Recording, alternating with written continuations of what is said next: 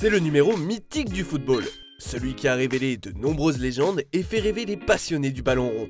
Maradona, Platini, Zico ou encore Zidane, on parle bien sûr du numéro 10.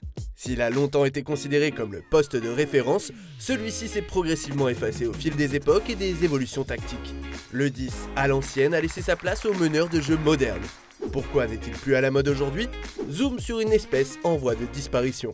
Abonne-toi à Megafoot pour retrouver les meilleures vidéos d'analyse du foot. Au foot, le numéro 10 est un poste à part. Il désigne traditionnellement le meneur de jeu sur le terrain. Positionné entre les milieux et les défenseurs adverses, tout juste derrière ses attaquants, ce dernier est en charge de l'animation offensive de son équipe. Grâce à sa qualité technique, sa vista et son sens du placement, il permet d'organiser le jeu et de créer un déséquilibre pour faire la différence. Sur le fond, le 10 à l'ancienne rassemble en fait une grande variété de joueurs. Il y a notamment les enganches, organisateurs-passeurs, ils sont la véritable plaque tournante de leur équipe. Ils se distinguent des trequartistas, qui sont eux des déstabiliseurs-dribbleurs qui se positionnent davantage entre les lignes. Enfin, d'autres peuvent encore jouer en tant que deuxième attaquant. Qu'importe, le meneur traditionnel, dans sa définition la plus étriquée, disparaît progressivement des terrains actuels. L'athlétisation du jeu et l'évolution de la rigueur tactique défensive dès la fin des années 1990 ont contribué à raréfier ces joueurs. Le pressing incessant demandé par les coachs ne correspond en effet plus au style du numéro 10, dont la seule mission était de donner le tempo sur les phases offensives.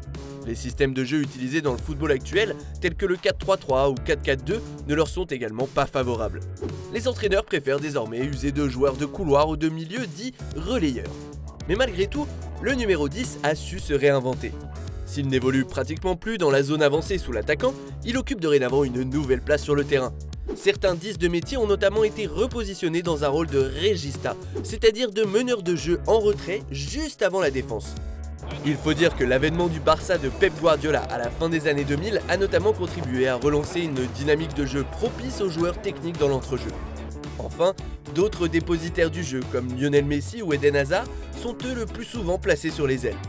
Habiles et explosifs balle au pied, ils quittent leur position pour ensuite repiquer dans l'axe et ainsi créer un décalage. Si le numéro 10 à l'ancienne semble donc disparaître, quelques irréductibles continuent tout de même de pratiquer ce football.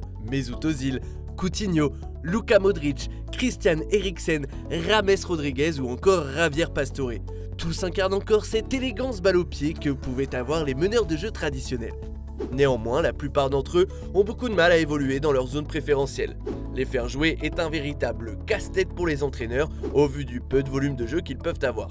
Un temps considéré comme le poste numéro 1 dans le football, une question se pose aujourd'hui, reverrons-nous des systèmes où les numéros 10 seront au cœur du projet de jeu? Un jour ou l'autre, on l'espère. Tu es plutôt Maradona, Zidane, Ronaldinho ou un autre? Dis-nous lequel de ces artistes t'a fait rêver. Merci d'avoir regardé notre vidéo.